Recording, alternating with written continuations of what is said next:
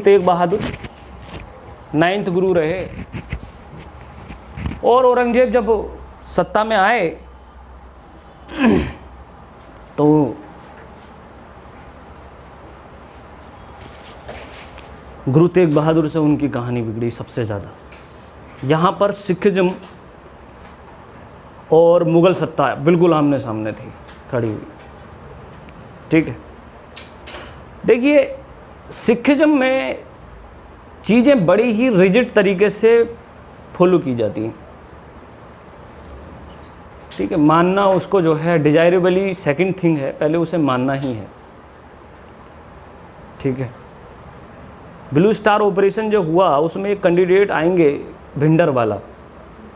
ठीक है, उसके लिए बता रहा हूँ मैं आपसे, क्योंकि थोड़ा सा उस चीज़ को समझ जाइए। भिंडरवाला एक कैंडिडेट ऐसे हैं जो पंजाब में जगह जगह जाते हैं बचपन से ही, और सबको जो है ना अवेकेंट करते हैं अबाउट द सिखिज्म। जो लोग अपनी सिखिज्म की जो बातें भूल रहे थे, जो गुरु की बताई बहुत महानतम बातें थीं वो भूल रहे थे, तो उनको जगह जगह गांव गांव घूमकर वो लोगों को बताते थे। अभी 90s के टाइम की बात, 60s के टाइम की बात है। तो भिंडरवाले की जो जर्नी है बड़ी खूबसूरत जर्नी रही, और चूँकि बड़ा ही विवादित टॉपिक भी है ये, लेकिन सच भी पता होना चाहिए। भिंडरवाला जगह जगह जाते रहे पंजाब में, जिसकी वजह से उन्होंने पॉपुलैरिटी गेन कर ली। लोग उन्हें समर्थन करने लगे बहुत ज़्यादा भिंडरवाला को। लेकिन जब आपको लोग बहुत ज़्यादा समर्थन करने लगते हैं, आपकी पॉपुलैरिटी बन जाती है, तो उसका अगला स्टेप जो होता है वो पॉलिटिकल सिचुएशन का होता है। हर एक व्यक्ति क्या करने की कोशिश करता है? ठीक है, पॉलिटिकल पावर को, ऐसा नहीं है वो पावर आपको अटैक करती है। कोई व्यक्ति है जो पॉलिटिक्स में नहीं जाना चाहता, ऐसे हज़ारों लोग हैं हिंदुस्तान में, लेकिन पॉलिटिक्स को ज़रूरत होती है। पार्टी ज़बरदस्ती उसे टिकट देती, बोले आ जाओ तुम आ जाओ। उन्हें तो ज़रूरत है। जिसकी अपने आप में 1 लाख 2 लाख रुपए 2 लाख लोगों की फॉलोइंग है, फ़ैन फॉलोइंग है अपने एरिया में। ठीक है, उस व्यक्ति को टिकट देने में बिल्कुल हिचकिचाहट क्यों होगी किसी पार्टी को? भिंडरवाला से सिर्फ यही गलती हुई, पंजाब की जो पॉलिटिक्स है उसमें वो उलझ गया। ठीक है, जो भी है, नाम नहीं ले सकते हम।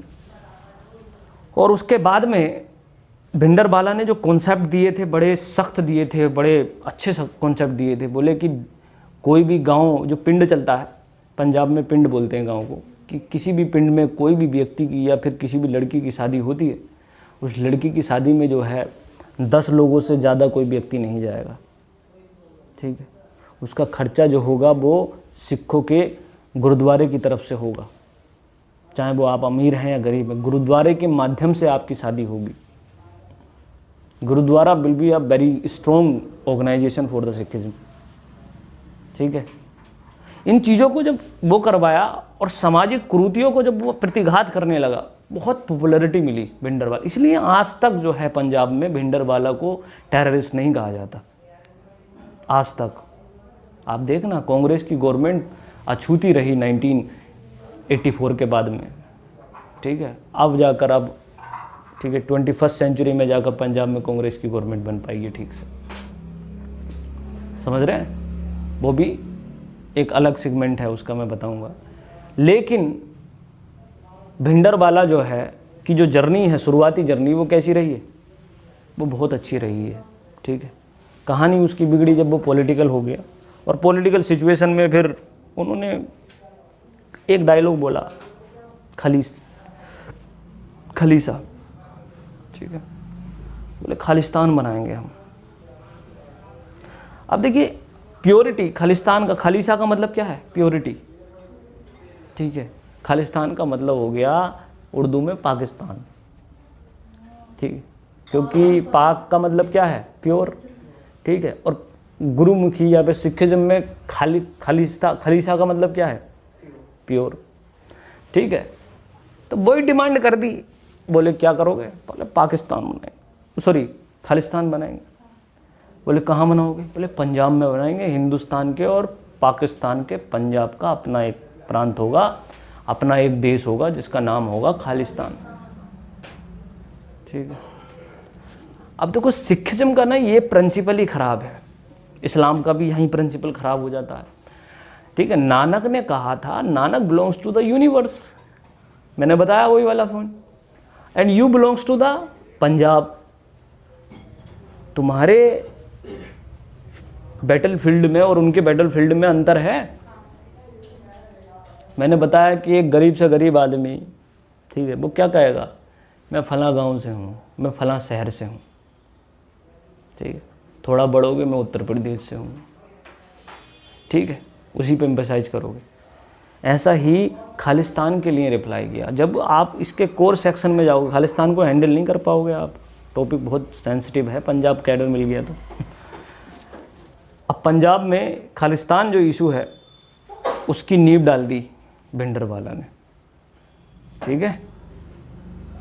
और बहुत ही एक्सट्रीमिस्ट ऑर्गेनाइजेशन चलने लगा और उन ऑर्गेनाइजेशन के सेंटर रहे गुरुद्वाराज। कौन रहे? गुरुद्वाराज। जैसे आपको पता है ना मुगलों के टाइम पर क्या सेंटर थे, टेम्पल्स, मंदिर। ठीक है। आज की डेट में जिहाद का पार्ट कहाँ पढ़ाया जा रहा है? मदरसों और मस्जिदों में। ऐसे ही मुगल टाइम पर कॉन्स्पिरेसी अगर मुगलों के अगेंस्ट होगी तो कहाँ होगी? मंदिर, टेम्पल्स टूटेंगे मंदिर। और ऐसे ही सिखों की कॉन्स्पिरेसी होगी तो कहाँ होगी? गुरुद्वारा।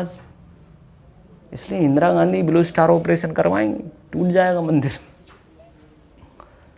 Golden temple. समझ रहे हैं? अब भिंडरवाला है।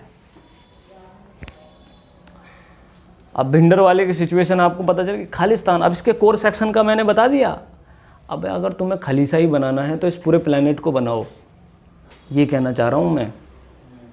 ठीक है। ये क्या मतलब हुआ कि भैया पंजाब बन जाएगा स्वर्ग, बाकी पूरी की पूरी धरती क्या बन गई? नर्क। पाकिस्तान बन गया पाक। इसीलिए कहा जाता है प्रॉफेट मोहम्मद का नज़रिया है पूरा यूनिवर्स, और मोहम्मद अली जिन्ना का क्या है? पाकिस्तान।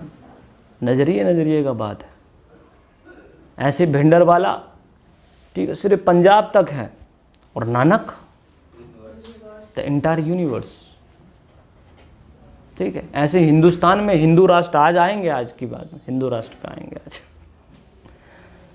ऐसे ही हिंदुस्तान में, ठीक है, इस सरजमी को, इस अखंड भारत को हिंदू राष्ट्र बनाएंगे कुछ लोग। क्या बनाएंगे? हिंदू राष्ट्र। अरे हिंदुइज्म तो एंटायर यूनिवर्स से बिलोंग करता है, समझ रहे हैं? इस्लाम तो एंटायर यूनिवर्स से बिलोंग करता है। खलीसा ही बनाना है तो पूरे के पूरे प्लेनेट को बनाओ।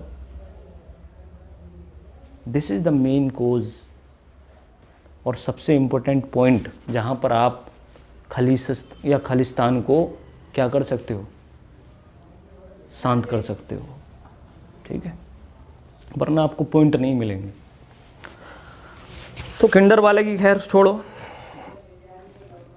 ये जो है फर्जी वाले लोग हैं, भिंडरवाला, मोहम्मद अली जिन्ना, हिंदू राष्ट्र, ये धर्म को समझे ही नहीं। ठीक है। फिर दूसरी कैटेगरी आ जाती है इनको जो है वो करने की, डिफेंस करने की, डिफेंड। तो इनको डिफेंड करेंगे, इनके अगेंस्ट में बोलेंगे तो दूसरी कम्युनिटी होगी बोले ये धर्म ही खराब है, धर्म। और फिर कुछ बहुत बड़े लीजेंड बोलेंगे, बोले सभी की सभी प्रॉब्लम की जड़ क्या है? धर्म, रिलीजन। कुछ रैशनल माइंड इस चीज़ को स्वीकार भी कर लेंगे कि भाई सारे प्रॉब्लम की जड़ क्या है? धर्म है। कुछ लोग ये चीज़ जो है ना थोड़ी ऑप्टिमम लगती है, ऑप्टिमम। बोले हाँ यार ये बात बिल्कुल ठीक बोली। दिस इज द पॉइंट कि religion is the main root of all the problems. Religion, ये चीज़ सबको ना 90% रैशनल माइंड्स को भा जाएगी, बोले हाँ ये है। लेकिन कुछ लोग होंगे 10% लोग जो रिलीजन की पावर को यूज करेंगे। यूज इन द सेंस अपनी लाइफ में भी यूज करेंगे और अपने काम में भी यूज करेंगे, वही है अरिस्टोक्रेसी। समझ रहे हैं? वही क्या है? अरिस्टोक्रेसी। तो गुरु तेग बहादुर 9th गुरु रहे और औरंगजेब ने गुरु तेग बहादुर को मरवा दिया। गुरु तेग बहादुर की जो घटना रही ना, वो बड़ी खतरनाक रही। और गुरु के अलावा एक मुहिम हिंदुस्तान में चल रही थी, हिंदुस्तान को इस्लामिक राष्ट्र बनाने की। औरंगजेब तो बिजी था अपने रिवोल्ट्स में। औरंगजेब के जो उलेमास थे, औरंगजेब के जो सेनापति थे और जो मोमडन्स थे, जो कहाँ रहते थे?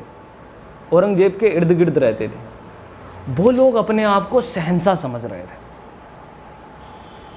वो लोग अपने आप को शहंशाह समझ रहे थे। और ये धार्मिक, स्पेसिफिकली रिलीजियस पॉलिसी जो थी, वो औरंगजेब को इस तरीके से जो है मैनिपुलेट करके जो है रखी जाती थी उसके सामने, ठीक है, कि औरंगजेब मना ही नहीं कर पाता था। गुरु तेग बहादुर की मौत भी जब हुई, तब औरंगजेब उसके सामने था। कितना बड़ा है, ठीक है, एक्विजिशन है ये, असैसिनेशन है गुरु तेग बहादुर का। और यहाँ पर दिल्ली का, हिंदुस्तान का शहंशाह अवेलेबल नहीं होगा। हाँ, 100% Aurangzeb was the main cause and most important responsible person for the death of या assassination of Guru Tegh Bahadur. But this is also a point कि गुरु तेग बहादुर की असैसिनेशन के दौरान औरंगजेब वहाँ पर अवेलेबल नहीं था। इस चीज़ से हमें ये तो पता चल रहा है कि गुरु तेग बहादुर के सामने जो कैंडिडेट था वो औरंगजेब से भी ज़्यादा कट्टर है, ठीक है, उसका जो सेनापति है जिसने असैसिनेशन करवाया था उसका, ठीक है। और उससे सहमति जो है औरंगजेब ने लगाई थी। और 9th गुरु के बाद में जब इनकी बहुत बुरी तरीके से बात हुई, एक बड़े अच्छे सूफी संत थे, मैं नाम भूल रहा हूँ उनका, गुरु तेग बहादुर की कहानी आएगी। एक सूफी संत, वहीं पर एक सूफी संत को भी मारा गया था, गुरु तेग बहादुर को उन्होंने डिफेंड किया था वहाँ, नाम आ जाए याद बता देना। तो उस कैंडिडेट ने गुरु तेग बहादुर के साथ में उस सूफी संत को भी मारा था। बहुत इंपॉर्टेंट नाम है वो, आगे आएगा। उसने बोला था, जैसे मंसूर ने बोला था ना अल हलक, और अल हलक बोलने के बाद आप पढ़ना मंसूर का जो लास्ट स्टेटमेंट्स हैं अबाउट द इस्लामिक स्टेट्स, ठीक है, कालिक है वो इस्लामिक स्टेट्स पर, कालिक। मंसूर ने बड़ा शानदार बोला है, बोले कि अगर इस्लाम को तुमने मोहम्मद साहब के अकॉर्डिंग नहीं चलाया, अगर इसके अंदर सूफिज़म नहीं आया, तो तुम्हारी हालत इस प्लेनेट पर सबसे बुरी होगी, ठीक है।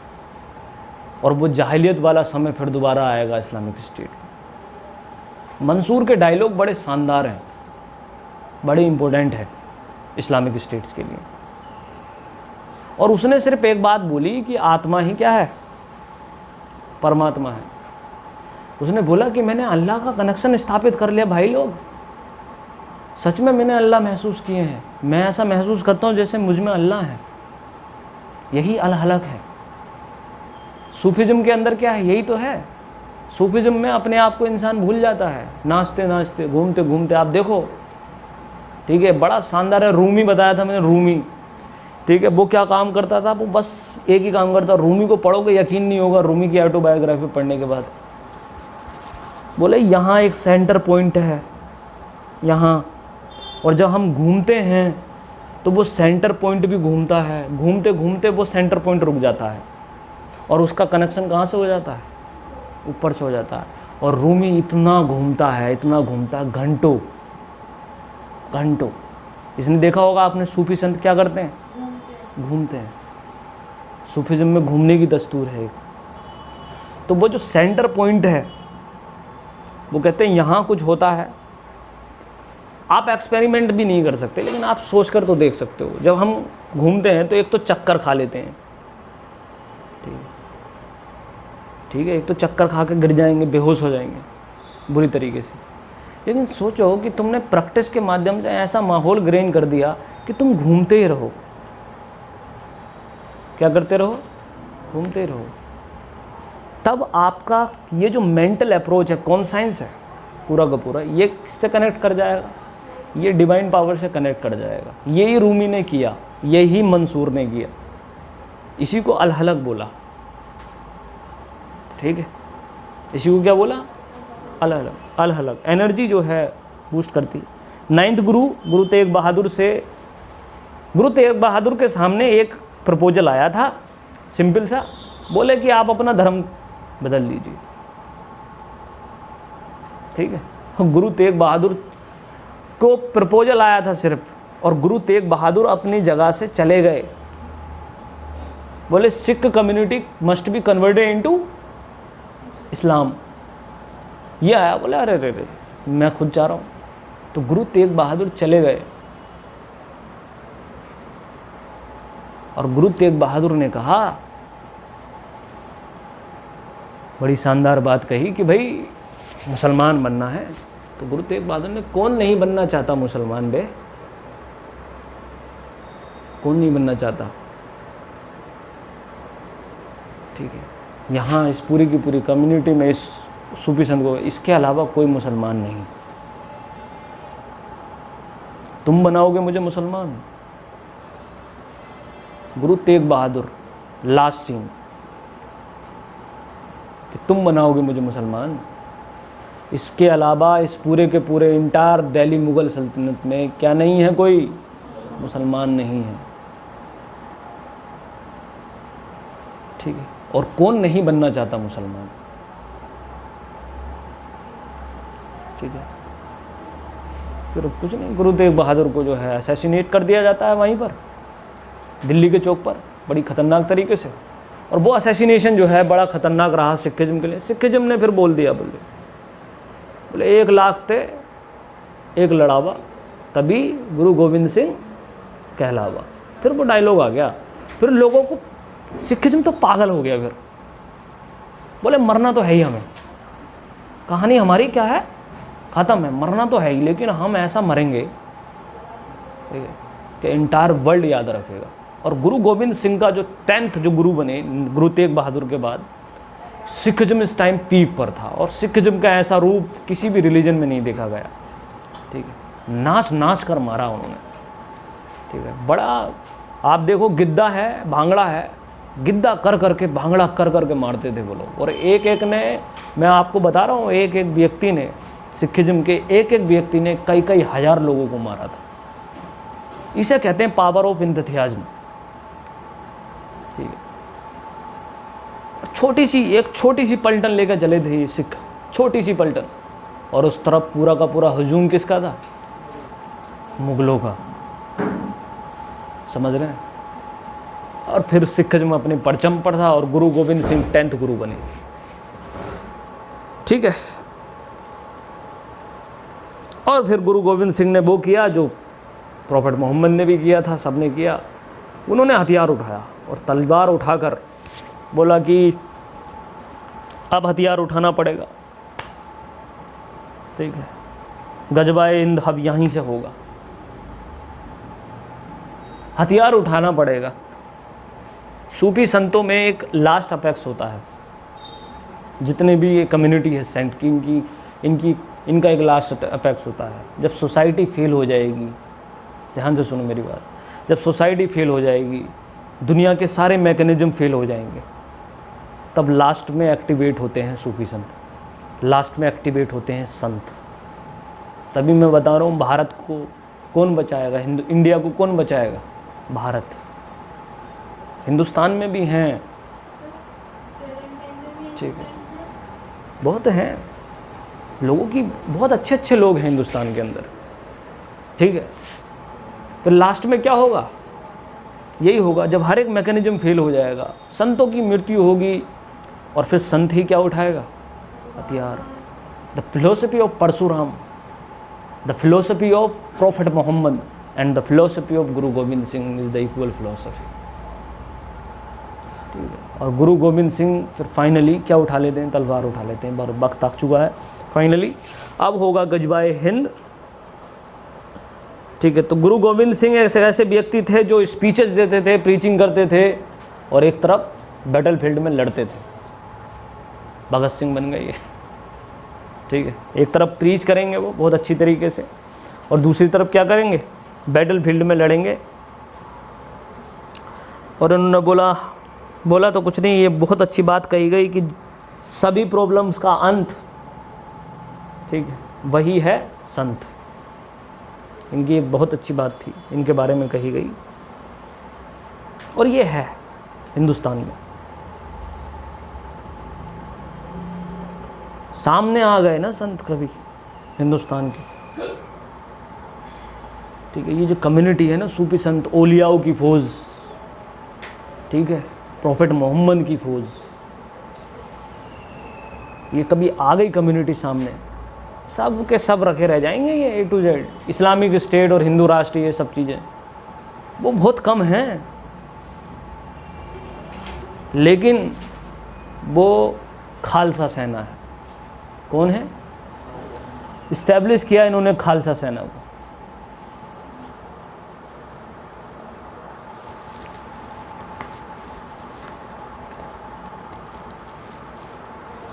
ठीक है, जब भी दुनियावी राजा फेल हो जाएंगे, जब भी दुनियावी राजा फेल हो जाएंगे, तब इनलाइटेंट राजा सामने आएंगे। ये सोसाइटी का करिश्मा, बहुत कम होता है ऐसा, बहुत कम, लेकिन ऐसा होता है।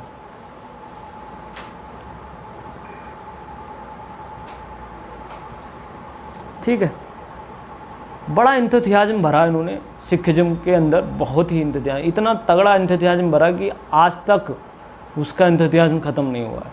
गुरु गोविंद सिंह की देन थी कि अंदर इतना जोश और जुनून रहता है इनके, ठीक है। और कहते हैं कि जंगली जानवरों तक को कन्विंस कर लिया था गुरु गोविंद सिंह ने लड़ने के लिए। क्या कन्विंसिंग पावर रही होगी। महिला, बच्चा, छोटा छोटा बच्चा तक जो है लड़ने को तैयार था। छोटे बच्चों के अंदर वो जुनून देखिए, आप किताबें पढ़ोगे आपके आंखों से आंसू निकलेंगे।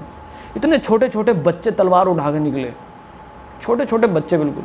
और गुरु गोविंद सिंह के दोनों बच्चों की लास्ट स्टेटमेंट देखना, जो औरंगजेब का टाइम था, औरंगजेब ने जो है उसका एक दिमाग ख़राब हो रहा था कि एक ज़मींदार का लड़का उसे परेशान कर रहा था। क्या नाम था उसका? शिवाजी। इधर ये पंजाब परेशान करने लग गया, जाट बुंदेला उसे वैसे ही परेशान कर रहे थे। अब जब सिखिज्म का नाम आया और गुरु गोविंद सिंह का नाम आया तो वो पागल हो गया पूरी तरह से। उसने कहा कि बस इसे ख़त्म कर दो तुम, ठीक है। ऐसी सिचुएशन हो जाती है, इंसान डिसीजन नहीं ले पाता। औरंगजेब ने बस एक बहुत बड़ी गलती की, औरंगजेब ने गुरु गोविंद सिंह की फैमिली को उठवा दिया। और गुरु गोविंद सिंह की जब फैमिली उठाई गई और उनके बच्चे उठाए गए, 2 बच्चे थे उनके, वो है पर्टिकुलर फैक्टर। उन बच्चों के डायलॉग देखना आप, उन बच्चों की डायलॉग डिलीवरी देखना आप, कभी मिल जाएगी आपको सुनने को, ठीक है। वो बच्चे मरने से पहले क्या क्या करते हैं, पूरी की पूरी बैटल फील्ड के सामने बच्चे मरते हैं और चैलेंज करते हैं औरंगजेब को। छोटे छोटे बच्चे दोनों, बड़े शानदार, ठीक है। मॉडर्न टाइम के लव कुश हैं वो, ठीक है। लव कुश भी बहुत छोटी चीज़ रह गई उनके सामने। तो वो गुरु नानक की जो ये बहुत बड़ी गलती रही औरंगजेब की। फिर उसके बाद तलवार उठ गई,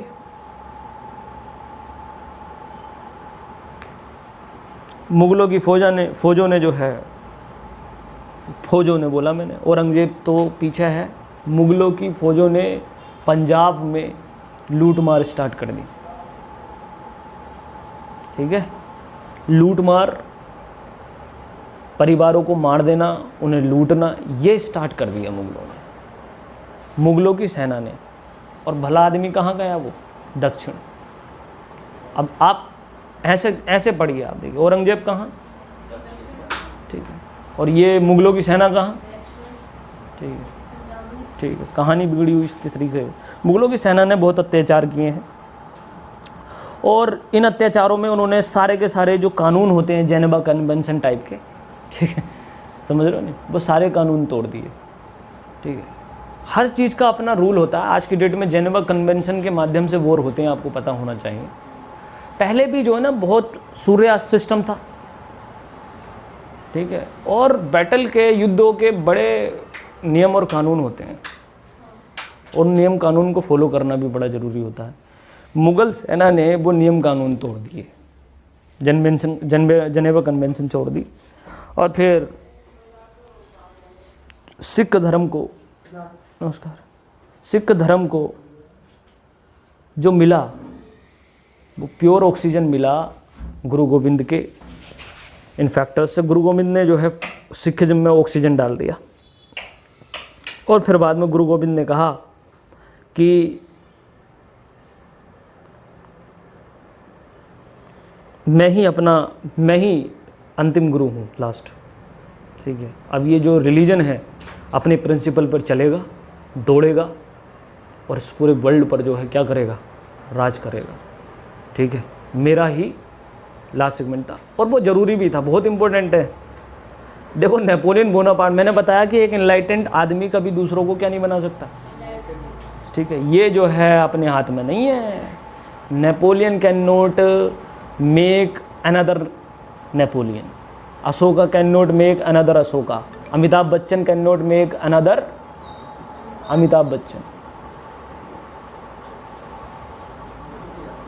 अच्छा, आया पूछना, बताओ, देखना जरा कोई बालक।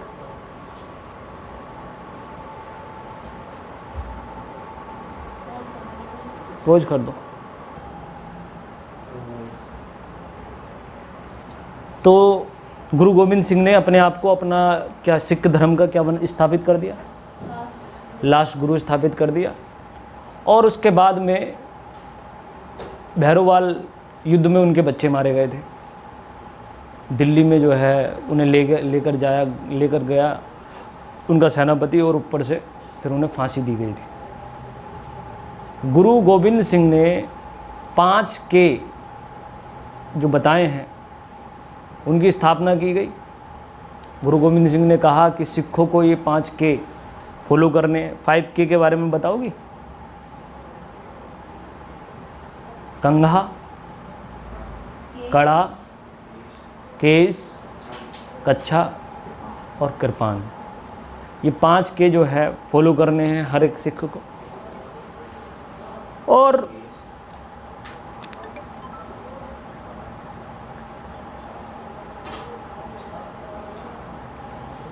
गुरु गोविंद के इस जोश जुनून का इम्पैक्ट जो ना एक कैंडिडेट पर बहुत पड़ा, जिसका नाम था बंदा बहादुर। ठीक है, गुरु गोविंद की जो है डेथ हो जाती है, और उसके बाद गुरु की गद्दी खाली हो जाती है।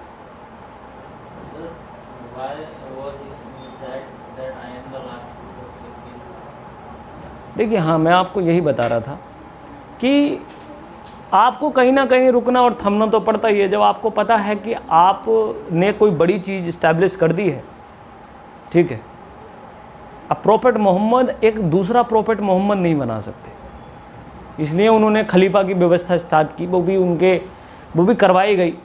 अब गुरु नानक हैं, गुरु नानक दूसरा गुरु नानक नहीं बना सकते, कितनी तकलीफ़ होगी उन्हें, बड़ा दिक्कत है ये। मैंने यही तो बताया कि आप ये इनलाइटनमेंट जो है ये ऊपर वाले के हाथ में है, ये जर्नी ही ऊपर वाले के हाथ में है। कुछ बच्चों को समझ में आ रहा है यहाँ पर, कुछ को नहीं आ रहा है, इसमें उनका कोई कसूर नहीं समझता मैं।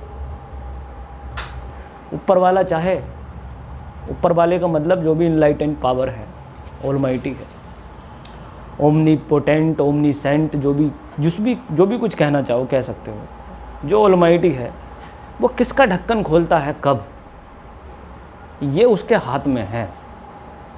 मुझे ऐसा लगता है, मैंने ऐसे बहुत सारे लोग देखे हैं जो बहुत हाथ पैर मारते हैं, बच्चे मेहनत भी करते हैं, लेकिन सर समझ में नहीं आता। ये चीज़ आपके हाथ में है ही नहीं।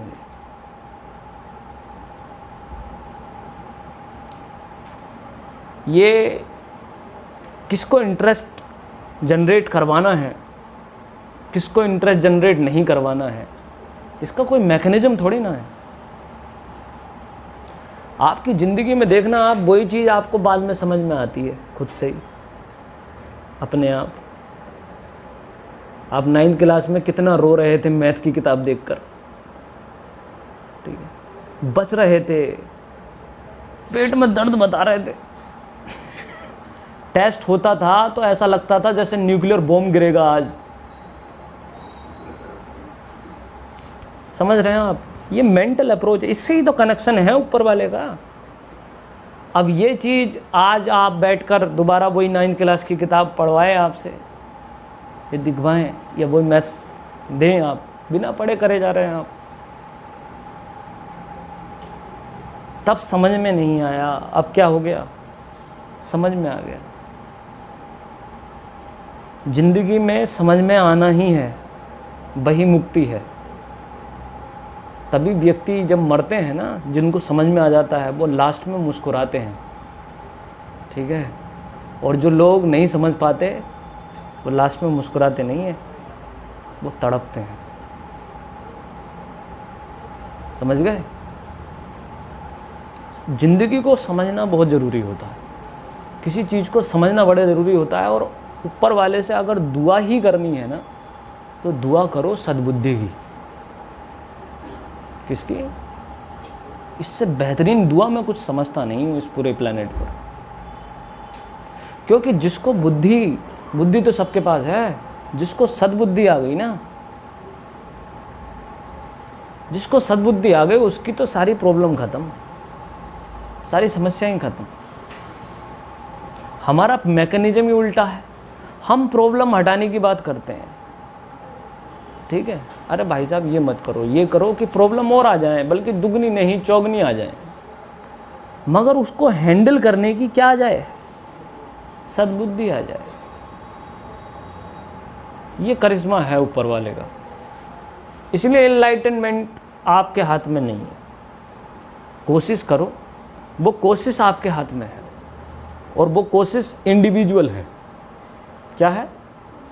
इंडिविजुअल। लोग इंस्पायर करते हैं, लोग मोटिवेट करते हैं, और मोटिवेट इंसान को खुद ही होना पड़ता है।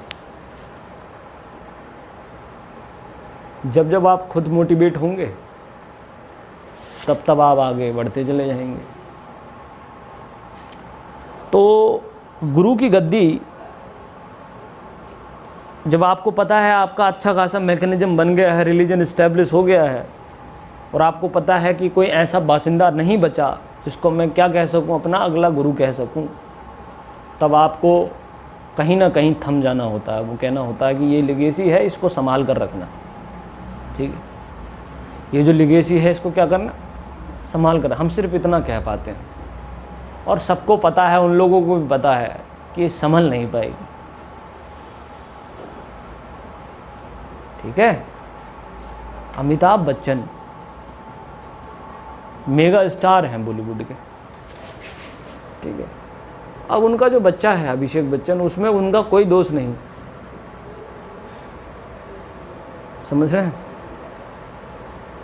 हो सकता है कि अभिषेक बच्चन अगर अमिताभ बच्चन के बेटे नहीं होते, कहीं और नॉर्मल फैमिली में जन्मे होते, तो उनसे बेहतर एक्टर का खिताब मिल रहा, ठीक है। अपनी थोड़ी बहुत ज़्यादा पॉपुलैरिटी वो गेन कर पाते, लेकिन अब तो बिल्कुल फेडेड कर लिया पर्सनैलिटी को। वो अमिताभ बच्चन की भी एक्टिंग और एक्टर होने की छाया में इतना ज़्यादा दब गए कि वो लोगों को दिखाई नहीं देते। ये है फैक्टर। इसलिए कहीं ना कहीं आपको क्या करना होगा, थमना होगा, रुकना होगा। इसीलिए गुरु व्यवस्था को समाप्त किया, और ये एक अच्छा काम है, ये गलत नहीं है। गलत हाथों में चली जाए तो कहानी बिगड़ जाएगी। और राजनीति में यही तो खेल हुआ, अभी जो बताऊंगा मैं। इतने महान महान लोग, आप देखो संविधान वाली वो सीरीज, अंबेडकर, गांधी, नेहरू, ठीक है, जेबी कृपलानी, समझ रहे हैं, राजेंद्र प्रसाद, कितने नाम लें हम। इतने महान महान लोग पार्लियामेंट में बैठकर तुम्हारा संविधान बनाए, फिर वो रहे 10-20 साल तक, जेपी नारायण तक, उनका ओरा भी रहा, हिंदुस्तान आगे बढ़ा।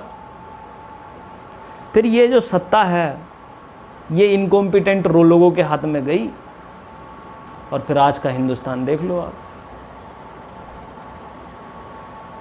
समझ रहे हैं? तो अब ये तो नहीं हो सकता ना कि पार्लियामेंट के लोग ये कह दें कि आज के बाद से हिंदुस्तान में निरंकुश या मोनार्की सिस्टम चालू, अब डेमोक्रेसी नहीं रहेगी। समझ गए? ये बहुत बड़ा ड्रॉबैक है, और यही है ऊपर वाले का करिश्मा, यही है नियम समय का, टाइम का, कि जो होना है वो कैसे होगा, अपने आप होगा। एनलाइटनमेंट कोई दिलवा नहीं सकता, खुद से लेना होगा, समय की मांग होगी, अपने आप हो जाएगा। तो गुरु की गद्दी खाली हो गई, और इनके जोश और जुनून का इम्पैक्ट बंदा बहादुर पर पड़ा। ठीक है, बंदा बहादुर गुरु की गद्दी। और याद रखना, एक बात और भूल गया मैं, गुरु की गद्दी खाली हो जाने के बाद गुरु व्यवस्था समाप्त। लेकिन ये जो सिखिज्म है, ये दो संप्रदाय में बट गया बाद मॉडर्न टाइम में अब बटा हुआ है। एक तो कौन सा है? निरंकारी, और एक अकाली। अकाली लोग किसको मानेंगे? गुरु को नहीं मानेंगे। और निरंकारी लोगों में आज भी गुरु व्यवस्था बनी हुई है, वही गुरु व्यवस्था जो गुरु गोविंद ने क्या कर दी थी? खत्म कर दी थी। इसलिए आपने देखा होगा निरंकारी बाबा हरदयाल, ठीक है, संत लोग हैं ये, इसमें कोई बड़ी बात नहीं है। लेकिन मैं आपको सेक्ट बता रहा हूँ, इनमें भी दो सेक्ट बन गए, एक तो अकालीज और एक Nirankaris. Akalis is just like a yin yang and Nirankari is just like a Mahayana. Akalis is just like a Rigveda and Nirankari is just like a Gupta period. समझ रहे हैं? ये है खलीफा सिस्टम इस्लाम का, कह सकते हैं हम। अब निरंकारी लोगों में क्या है, अब ये चल रहा है। वैसे मैं क्योंकि लाइव है, संप्रदायों के बारे में कुछ कहता नहीं हूँ, लेकिन मैं काफ़ी अटैच्ड हूँ लोगों से, मैं सुनता भी हूँ, निरंकारी को भी सुना है, मैं गया भी हूँ निरंकारी कॉलोनी दिल्ली में, सत्संग होता है वहाँ बहुत अच्छा। इंडिया का बहुत लंबा चौड़ा सत्संग हुआ था, बहुत शानदार। और अनफॉर्चुनेटली कनाडा में उनकी डेथ हो गई पिछले साल, 1.5-2 साल हो गए हैं शायद। तो हरदयाल नाम था उनका शायद, बाबा हरदयाल। तो उनकी गद्दी जब खाली हुई तो उनकी गद्दी पर भी सक्सेशन आ गया, बड़ी दिक्कत हुई। और आज की डेट में निरंकारी जो सत्संग या निरंकारी जो पर्टिकुलर सेक्ट है, वो गुरु की एक सक्सेशनशिप को फेस कर रहा है। वहाँ पर कोई अच्छा सक्सेशन नहीं मिल रहा। फाइनली वो गद्दी उनकी बेटी ने संभाली मेरे ख्याल से। अभी जो है कोई महिला है, ठीक है, वो भी सही बोलती हैं, अच्छा है उनका भी हिसाब किताब। लेकिन बड़ा दिक्कत है इसमें, जब आप एक बड़ा ऑर्गेनाइजेशन बनाते हैं और आप अपना एक अच्छा सक्सेशन। इसलिए मैं आपसे बोलता हूँ हमेशा कि भारत की सबसे बड़ी समस्या लैक ऑफ लीडरशिप है। और भारत में सबसे अच्छा इम्पोर्टेंट काम जो होता है, एक अच्छे लीडर का सबसे बड़ा काम होता है लीडर्स बनाना। क्या होता है? लीडर्स बनाना। जब आप लीडर होते हुए कोई नया लीडर नहीं बनाते हैं, ठीक है, तो फिर आप असफल लीडर हैं। ठीक है, कितने ही बड़े काम किए हों आपने, लेकिन आपने कितने शागिर्दों को तैयार किया, ये बात बहुत मायने रखती है हिंदुस्तान के लिए या किसी भी जगह के लिए। इसी को कहते हैं, पंडित जवाहरलाल नेहरू ने इंदिरा गांधी को तरासा है सर। आप जब आइजनहावर की वो तस्वीर देखोगे, पीछे खड़ी हुई हैं यूं करके। जब आप अपनी ज़िंदगी में बहुत इंपॉर्टेंट काम कर रहे होते हैं तो आप अपने बच्चों को बहुत दूर रखते हैं, ठीक है, उन्हें क्या लेना, वो अपनी अपनी एक नई ज़िंदगी बनाते हैं। अगर आपको इम्पैक्ट डालना है, किसी बच्चे को, किसी भी व्यक्ति को बनाना है, तो उन पर उसको वो माहौल देना ज़रूरी है। समझ गए? उसको वो माहौल देना क्या है, बहुत ज़रूरी है। अकबर को जब पता चला कि फलां लड़का 13-14 साल का लड़का, उसका जो बेटा जहांगीर है वो बहुत दारू पीने लगा है, अय्याशी करने लगा है, अकबर एक दिन आए और थप्पड़ मारा उसके। नाराज, दोस्त की पार्टी चल रही थी, मान सिंह को इनवाइट किया था, आपको पता ही है, बर्थडे बैच चल लिया था उसका। और अकबर आया और बोले ये क्या कर रहा है, तो दारू पी रहा है, इनके साथ में, अनारकलियों के साथ में। थप्पड़ मारा उसने खींच के, और जवान भी लड़ाने लगा था, क्या नाम है, सलीम, 13 साल का लड़का। उससे कहा कि ये फरमान है, इसे याद करना, तुम्हारा कल को स्पीच है। बोले आदेश है या गुजारिश? तो वो बोली, जो उसकी वो दासी थी, बोले हजूर गुजारिश ही है, गुजारिश है तो फाड़ दो, और आदेश होता तो कह देना अपने शहंशाह से कि आदेश नहीं माना। ये सलीम, तुम कितने ही अच्छे इंसान हो, तुम्हारी ज़िंदगी को नर्क बनाने के लिए तुम्हारी औलाद ही काफ़ी है। चाहे कितना ही अच्छा डेकोरम बना रखा हो तुमने अपनी ज़िंदगी में, ठीक है, फिर कोई लड़का या लड़की कोई धुमान तक पैदा होगा तुम्हारी ज़िंदगी में, और फिर वो अपना तांडव जो स्टार्ट करेगा। आहा, सुबह 3 बजे तक तुमने बहुत हार्ड वर्क किया, तुम सोए, सुबह 5 बजे उसने पुंपैया चालू कर दिया अपने। इसलिए उन चैलेंजेस के लिए भी तैयार होना बड़ा ज़रूरी होता है। एक अच्छा लीडर हमेशा क्या बनाता है, हमेशा अच्छा लीडर बनाता है, ठीक है। आप किसी भी अच्छे लीडर की पहचान करना चाहते हो, बढ़िया, आप ये देख लो उसने कितने शागिर्द बनाए हैं, कितने लोगों को बनाया है। पंडित नेहरू को गाली सब देते थे, लेकिन ये नहीं पता कि पंडित नेहरू ने कितने प्रोडक्ट बनाए थे। उनकी लेगेसी आज तक चल रही है, जड़ें नहीं हिला पा रहे हैं लोग बाग। माना कांग्रेस के अंदर नेपोटिज्म है, माना कांग्रेस के अंदर एक हेरिडेटरी सिस्टम है, लेकिन भाई साहब ये कामयाब क्यों हो रहा है, ये भी तो देखो। आप तो वही कह रहे हो मोहम्मद गोरी ये, मोहम्मद गजनबी वो ये, अरे भैया ये तो देख लो वो लूट क्यों रहे हैं, समझ रहे हैं। वही सिचुएशन है आज की भी। जब जब हम अपने तरफ नहीं देखेंगे तब तक क्राइसिस रहेगा। और परवरिश मैंने बताई आपको, लीडरशिप मैंने बताई आपको, लीडर्स हमेशा दूसरे लीडर्स को बनाते हैं, ठीक है। जब भी आप इस इंटेंशन से रूल करेंगे, इन इंटेंशन से अपनी ज़िंदगी में जब भी करेंगे, बहुत बड़ा कलेजा चाहिए इस चीज़ के लिए, बहुत बड़ा। आप अपने दोस्त के बारे में अच्छा नहीं सोच सकते, सिलेक्शन हो जाए उसे क्या शेयर करें, ठीक है। हमें ये पता रहता है कि हम, मेरा हो ना हो उसका हो जाएगा, हमेशा लगता है हमको, ठीक है। इसलिए हम कुछ नहीं करते, समझ में आ रही है। लीडरशिप का यही फैक्टर है। आप एक नया लीडर क्यों नहीं बनाएंगे, बोले अच्छा ये बन जाएगा तो फिर मुझे आंखें दिखाएगा, और फिर आंखें दिखाएगा फिर मेरे पैन नहीं छुएगा, और मेरे पैन नहीं छुएगा तो फिर मेरा कोई फ़ायदा नहीं होगा, समझ रहे हो नहीं। एक दिन फिर अचानक हार्ट अटैक आता है, तुम्हारी गद्दी खाली हो जाती है, फिर इनकॉम्पिटेंसी आ जाती है गद्दी पर, ठीक है। छू लिए पैर। अगर आपने उसे काबिल बनाया होता, अब ये बात तो है, आप जब किसी व्यक्ति को काबिल बनाओगे तो वो व्यक्ति जब इक्वल स्टेज में पहुंचेगा तो वो हो सकता है जेस्चर बदल दे, लेकिन तुम जेस्चर क्यों चाहते हो, ऊपर वाले से विश्वास नहीं है क्या उसके ऊपर?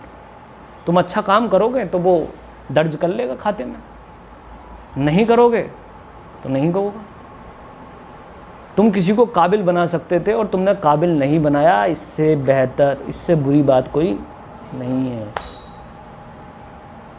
इसलिए सक्सेशन की बात चलती है मायावती जी के बारे में।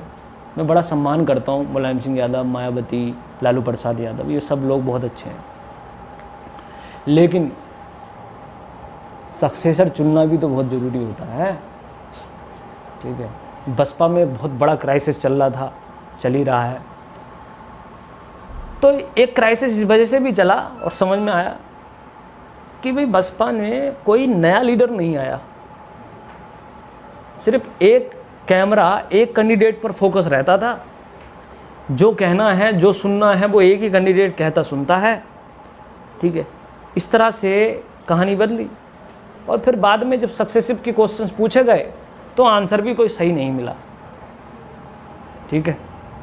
सक्सेस का मतलब है, सक्सेसर का मतलब पता क्या है, लीडरशिप का मतलब क्या है? छोटी बैटल हो, लड़के आ चल ले, छोटी मोटी कॉन्फ्रेंस उसे आगे करवाओ, लीडर को लेकर आओ नया, ऐसे मौके दो, तभी तो वो तरासा जाएगा। पैरासूट मिनिस्टर बना बना कर ही तो इस देश का हालत खराब हो चुका है। फौरन से पढ़ के आए, पापा मर गए, प्रधानमंत्री बन गए। इनकॉम्पिटेंसी नहीं होनी चाहिए। तो गुरु की गद्दी क्या हो गई? खाली हो गई।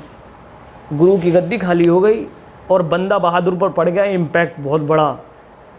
बंदा बहादुर बहुत बहुत ब्लाइंडली फॉलो करता था गुरु गोविंद सिंह को और बहुत ही लेजेंडरी कैंडिडेट है। और बंदा बहादुर ने सिख जो पंजाब है उसको बिल्कुल अलग कर दिया। इस सिचुएशन में मैं आपको बताऊंगा, जब लेटर मुगल्स आ जाएंगे ना, लेटर मुगल्स, औरंगजेब के बाद की कहानी, लेटर मुगल्स आ जाएंगे तो रीजनल पावर्स जनरेट हो जाएंगी हिंदुस्तान में, ठीक है। हैदराबाद अलग हो जाएगा, बंगाल अलग हो जाएगा, कर्नाटक अलग, मैसूर अलग हो जाएगा, मराठा अलग हो जाएगा और ऐसे ही अलग हो जाएगा क्या? पंजाब, ठीक है। तो बंदा बहादुर ने अपना एक अलग राज्य बनाने की घोषणा कर दी, ठीक है, ये बात याद रखना। और फिर 1739 में एक हरकत हुई, करनाल की बैटल। 1739 में जब करनाल की बैटल हुई, उस बैटल में पंजाबियों को फिर बुरा लगा, बोले फिर ये हरकत हो गई, फिर कहानी खराब हो गई। पानीपत की थर्ड बैटल हुई फिर अब्दाली वाली, ठीक है। तो पंजाबियों मतलब सिखों को लगा कि अब दिल्ली बर्बाद हो चुकी है और दिल्ली की सत्ता पर भरोसा नहीं किया जा सकता, ठीक है। फिर उसमें स्टार्ट हुई राखी परंपरा। कौन सी परंपरा? राखी परंपरा। ये दो परंपराएं हैं, एक तो राखी परंपरा है, राखी की कवायद है, और शरबते खालसा। ये दोनों चीज़ें आई जब दिल्ली की सत्ता बर्बाद हो गई, नादिर शाह का अटैक हो गया और पानीपत की थर्ड बैटल हो गई, तो दो परंपराएं आई।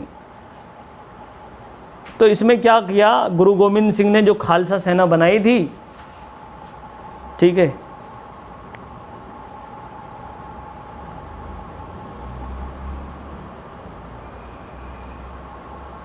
राखी परंपरा 1699 में स्टार्ट हुई थी और नवाब कपूर सिंह ने एक दल बना दिया खालसा का, खालसा इस्टेब्लिश हुआ।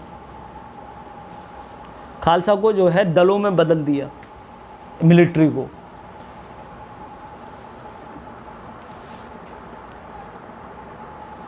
तो क्या हुआ कि ये जो दल हैं ये जगह जगह जाकर पिंडों की क्या करेंगे? सुरक्षा करेंगे, सिक्योरिटी, ठीक है, समझते रहे ना।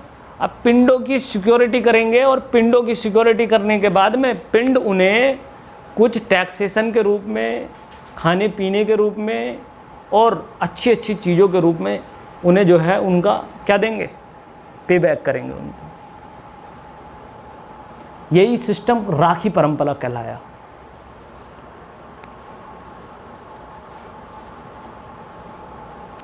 और फिर इसी परंपरा से ये जो दल थे ये मिसल में बदल गए। किसमें?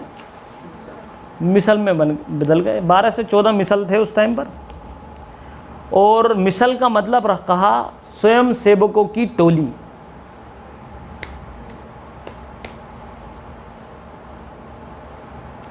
और इसमें सीधे आ रहे हैं आप बिल्कुल पॉइंट पर। इसमें जो सबसे इम्पोर्टेंट मिसल रही वो रही सुकर चकिया। सुकर चकिया या सुकर बकिया मिसल रही।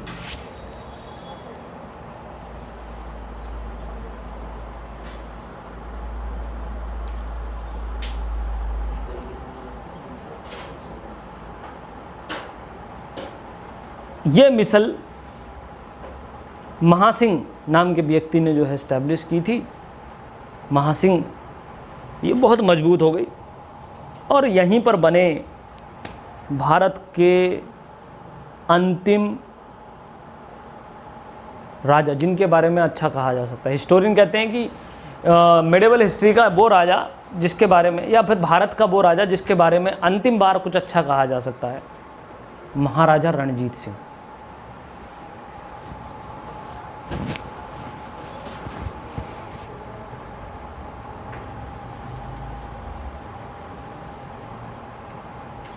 और महाराजा रणजीत सिंह ने पंजाब जो टेरिटरी है उसको अपना किंगडम बना दिया, अच्छी तरीके से स्टैब्लिश कर लिया, well defined well maintain militarisation हो गया पंजाब का। 1792 से लेकर 1839 तक इन्होंने रूल किया, 1839 तक। आउटस्टैंडिंग। 92 से कई बार सरकार आई और बनी रही। अब कंसोलिडेट हो गया पंजाब, उसकी अपनी एक पॉलिटिकल पहचान है, अपना एक सोशल पहचान है, उसकी अपनी एक रिलीजियस पहचान है, और उसका खुद का अपना एक राजा है, उसकी अपनी खुद की टेरिटरी है। जो ख्वाब गुरु गोविंद सिंह ने देखा था वो ख्वाब किसका हो गया अब? ठीक, पूरा हो गया।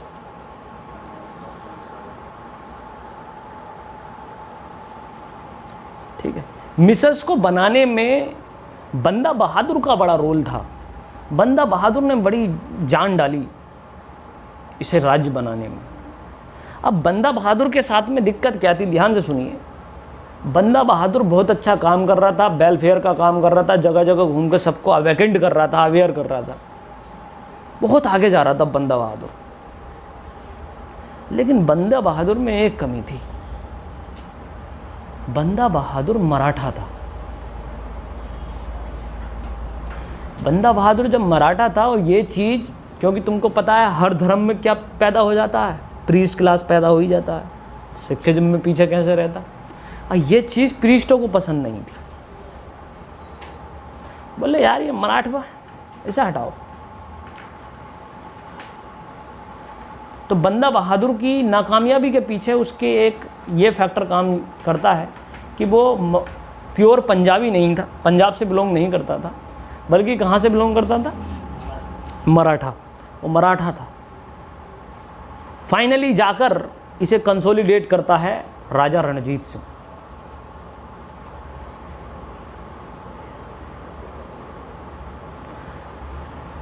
ठीक है। राजा रणजीत सिंह के बाद में खड़क सिंह होते हैं, फिर शेर सिंह होते हैं, और फिर शेर सिंह के बाद में ननिहाल सिंह होते हैं, और फिर लास्ट राजा बनता है इस पूरी कायनात में, मतलब इस पूरी की पूरी किंगडम में, दिलीप सिंह। छोटा बच्चा दिलीप सिंह।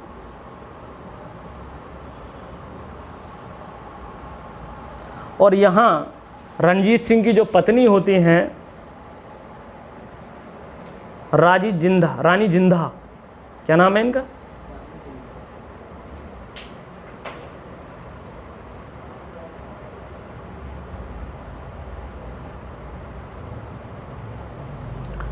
रानी जिंदा दिलीप सिंह की संरक्षिका बन जाती हैं, केयर टेकर।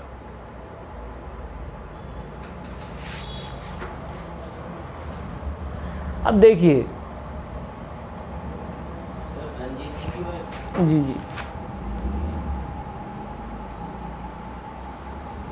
और सेकंड एंग्लो मराठा युद्ध होता है अंग्रेजों और किस में? मराठों में।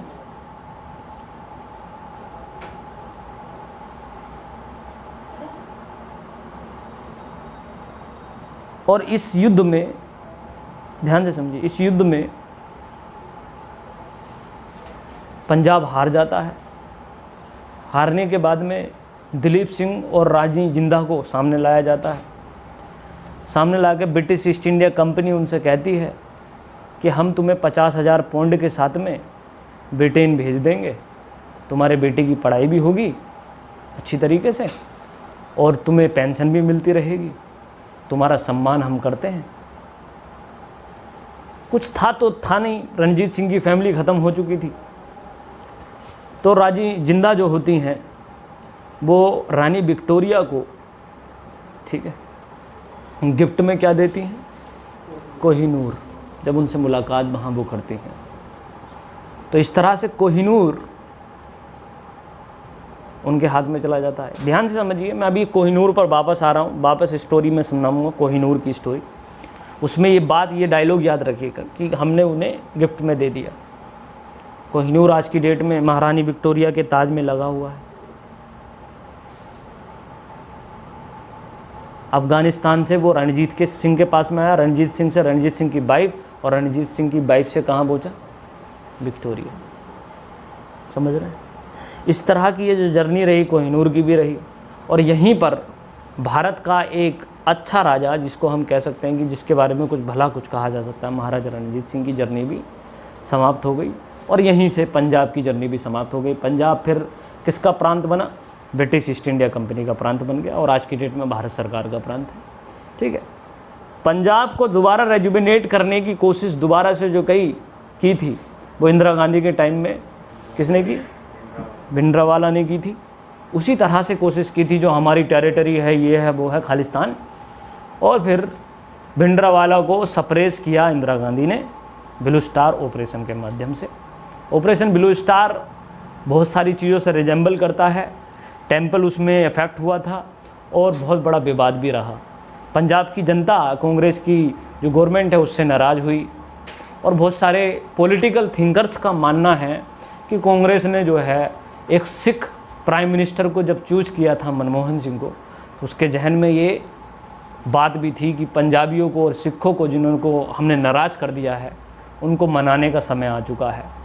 ऐसा पॉलिटिकल थिंकर्स का मानना है। ठीक है, तो इस वजह से उन्हें मनमोहन सिंह को क्या बनाया गया? प्रधानमंत्री बनाया गया। सिखों में बहुत बढ़िया लहर जोड़ी, बोले अरे अपना सिख आदमी क्या बन गया है? प्रधानमंत्री बन गया है। प्रधानमंत्री एक अपना आप में बड़ा पद है। तो इस तरह से जो सिखिज्म की पूरी कहानी है वो मैंने आपको सुना दी। थोड़ा वापस चलते हैं।